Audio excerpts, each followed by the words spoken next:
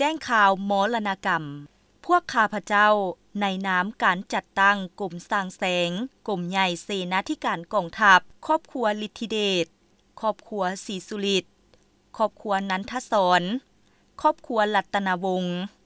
ครอบครัวสุญญวงศ์ครอบครัวสุวรรณดีครอบครัวพันธวงศ์ขอแจ้งข่าวมายังญาติพี่น้องเพื่อนมิตรสหายที่อยู่ใกล้และไกลทราบทั่วถึงกันห้อยตีนางพิมพาฤทธิเดชอดีตพนักงานปฏิวัติอาวุโสบำนาญผู้เป็นแม่ยาเป็นแม่เฒ่า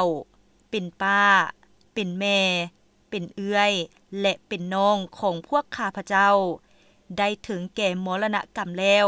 ในเวลา 11:45 นาทีของวันที่27มีนาคม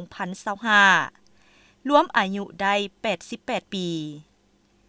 ศพของเพิ่นได้บำเพ็ญกุศลไว้อยู่เฮือนของเพิ่นเองที่บ้านจอมมณีหน้าค่ายกลุ่มใหญ่พลาธิการกองทัพเมืองไซเศรษฐานครหลวงเวียงจันทน์รายละเอียดในงานศาปนกิจศพมีดังนี้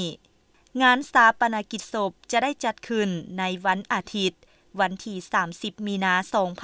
2025เวลา 13:00 นาทีที่วัดเทพนิมิตรวัดธาตุฝุ่น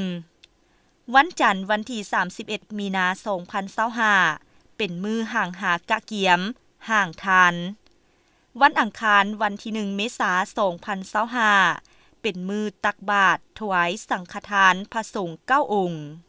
ดังนั้นจึงขอแจ้งมายังญาติพี่น้องและเพื่อนมิตรสหายเพื่อทราบและขอขอบใจมายังญาติพี่น้องเพื่อนมิตรสหายทุกทั่วหน้า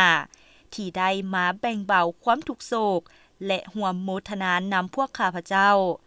และขออวยพรมายังทุกท่านจงมีแต่อายุวันนะสุขะพละด้วยเถิดขอขอบใจ